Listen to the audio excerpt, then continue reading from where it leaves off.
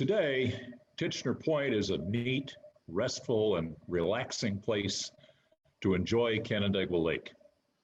It hasn't always been exactly that in the way we think of lakeshore life, but for 300 years or more, for generations of Native Americans, pioneers, and modern residents, the point has been a place of opportunities of many kinds.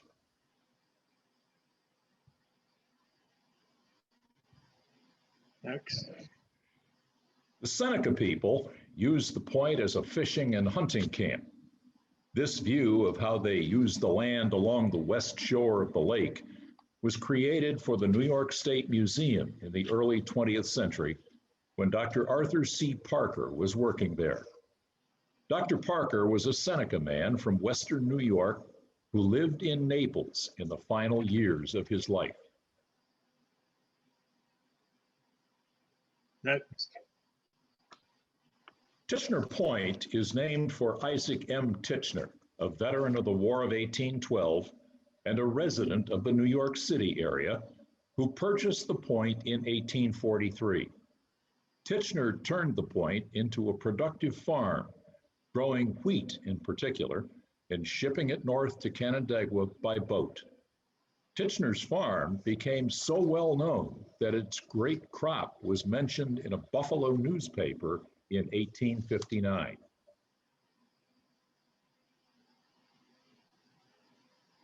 When Isaac Tichenor died in August of 1863, he passed all of his property to his wife Jemima in a very simple will.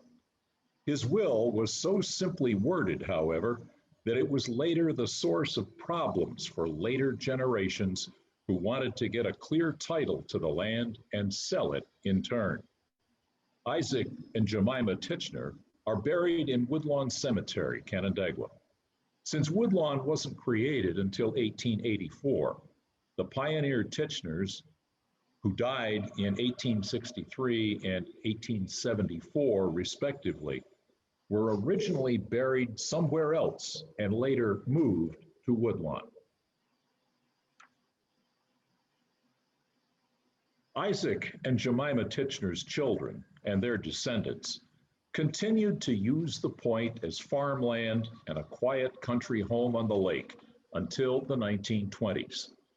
The Tichenor home on the point was so well known that it was featured in a book promoting Canandaigua, published by the Board of Trade in 1907. As that same book shows, the Tichenor cottage, close to the lakeshore, was also falling into disuse by the widely dispersed and aging family by 1907. As summer cottages along the lake began to develop in the early 20th century, access to Tichenor Point remained difficult until the grading and paving of the West Lake Road, today's County Road 16.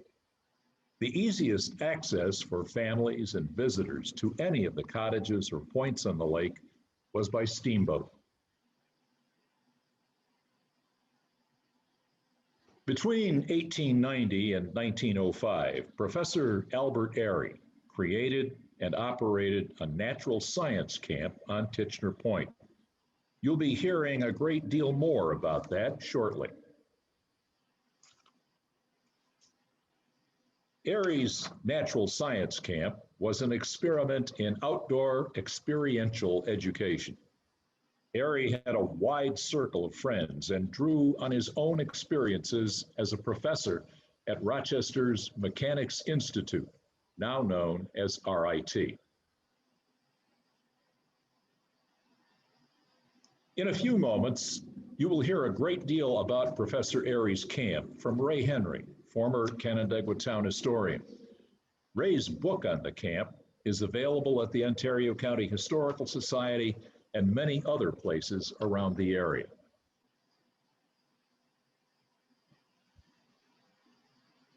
The Tichenor family continued to host church, veterans, and civic groups on their point and farm into the 1920s. The picnic dinner of the Canandaigua Grange is a good example. Notice that the picnic was taken as far away as Elmira.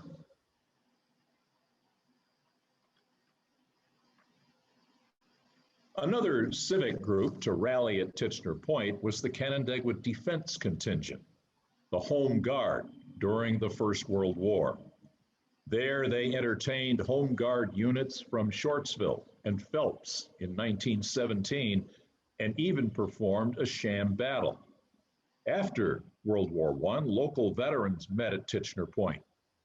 The reunion of the 106th Ambulance Company in 1922 was arranged by its wartime First Sergeant, T. Harlan Doc Evans, coach and athletic director at Canandaigua Academy.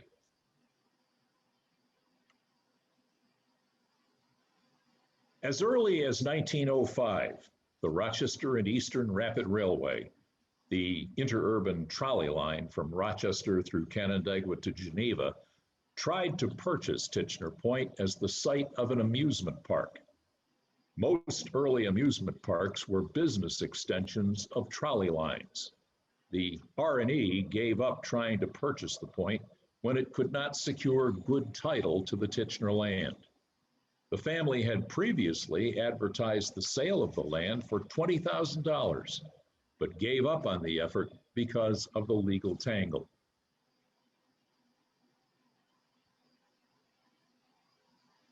Two years later, the Tichenor family gave permission for the YMCA to move its Camp Iola to Tichenor Point.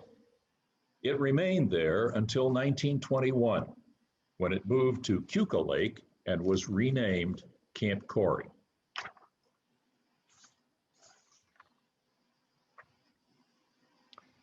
In 1912, the Rochester Boy Scout Council began offering a summer camp experience to young men on Tichenor Point. The Rochester Boy Scouts moved their camp eventually to Tichenor Point on the East Lake Road in 1918.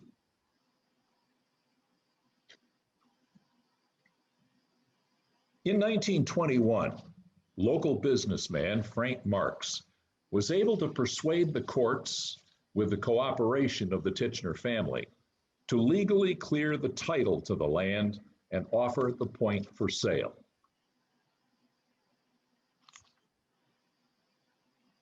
Marks paid $15,000 for the entire Tichenor property, including the point, as a result of the judicial sale.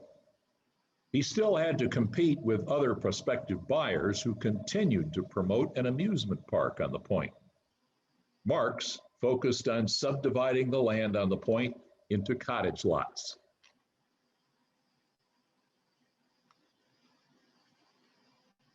The cottage subdivision Frank Marks promoted on Tichenor Point was laid out by the well-known landscape architect John Handrahan of Canandaigua.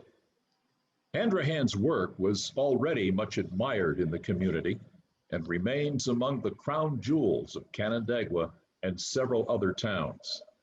Among the examples of Handrahan's work known to those thinking of purchasing lots on Tichenor Point were the gardens at Sonnenberg and Woodlawn Cemetery.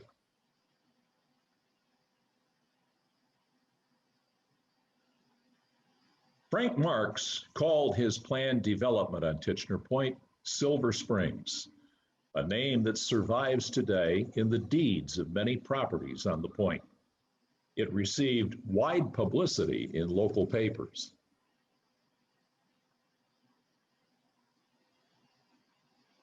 The Silver Springs lot on Tichenor Point were marketed by Frank Marks until he sold the property in 1936. Marks died in 1939. Notice that in this advertisement from 1922, it mentions restrictions on the sale and use of the property and promotes the delicious spring water found there from the attention given to the sulfur spring in former years.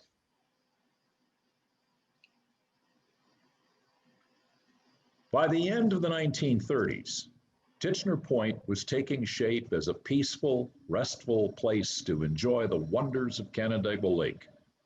It wasn't changed much in the last 90 years, simply it matured. It is still a place of many opportunities.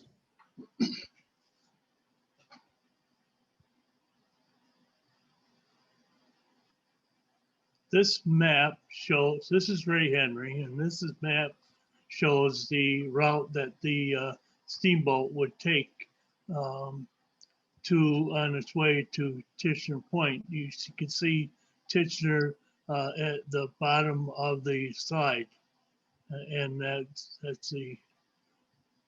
about the third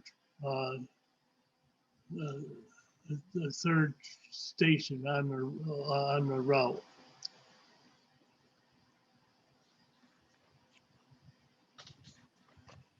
The steamboat had two uses. One was loading and unloading people, and especially the kids. And the second one was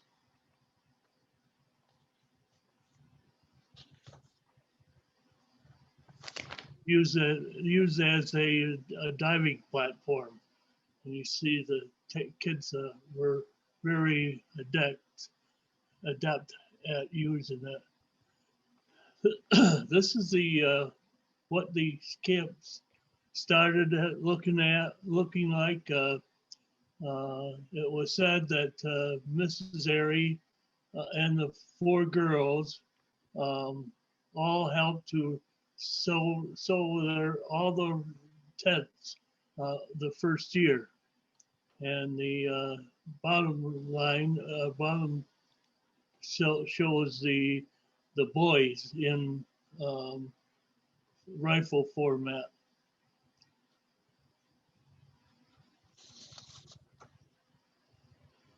The second year, they brought the girls down, and as you see, they wore, well, you can't see it too here, but they wore the hats on to signify the girls' costumes. Next. These are the NCS, no, the NSC instructors. There are actually many more than that. There are about 12 or 15 instructors, and in the background you can see the barn that was on this structure, or on the in the building, or was in existence for the entire extent of the camp. This is a Winifred Arey at leisure. Besides leisure, boys and girls were taught geology, botany, entomology, zoology, archaeology, electricity, and engineering work. Okay, as you see in this picture, the electric wires were extended to the camp by means of a generator and an alternator that Mr. Arey provided and ran, and every tent had a street light or a light bulb in it, and the lights were extended from the pier all the way to the road. They had a lot of people that visited, and one of them was John Philip Souza, and the girl in the middle is his daughter. You can see that a lot of red decorations were made, and in this one, Sanssouci a French term meaning carefree.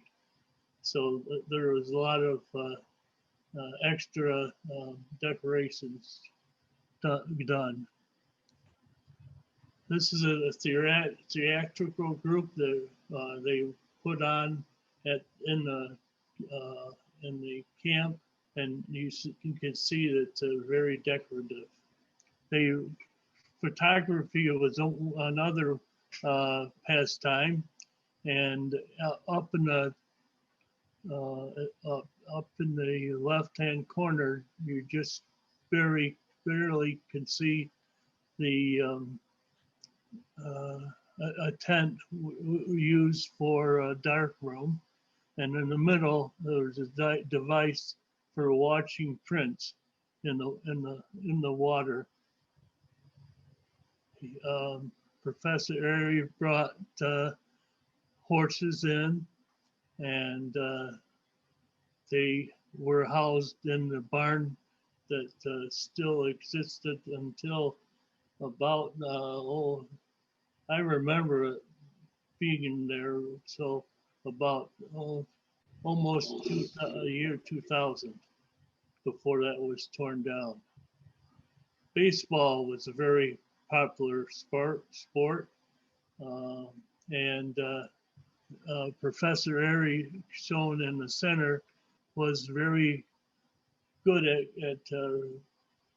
bringing boys in to the camp to be competitive with the other camp or the area like Shortsville and Cheshire and all small. And the little guy in the right-hand corner was the bat boy. But they really had a good time with that. The girls also have a good time, and I have to tell you that the girl laying in the water is not dead at all. It's very active. And as you can see another view of the from the lake. This is called the candy store, and that's the three of the four Arey girls enjoying themselves. You can see a lemonade pitcher at the top in the store. And if you notice very carefully, you'll see a water to the left of the camp store. You can see a water, and that's pumped from the as Preston mentioned, a very tasteful water from the spring. This is mail call. This was just the first year that they had a note. There were no girls in that group, and you can see the barn in the background again. But a steamboat came every day or two and brought notes from home. And this is a camp at dinner, and this is the camp part that houses the back is the chiefs. This is a St. Lawrence skiff, and the difference between the Adirondack skiff and the St. Lawrence skiff is that with the St. Lawrence skiff, it's pointed at both ends, and at the Adirondack skiff, it's squared off. One end is squared off. And this is another view at the spring, and a view of the road and the tree. There's another road looking at the up the road at at the camp. Again, you could see the barn on the right-hand side and the spring on the left-hand side, and sycamore tree in the middle.